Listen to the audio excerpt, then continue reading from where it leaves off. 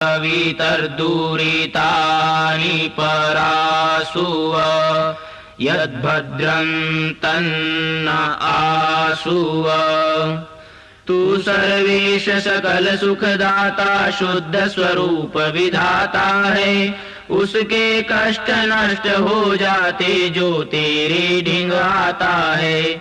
सारे दुर्गुण दुर्व्यसनों से हमको नाथ बचा लीजिए।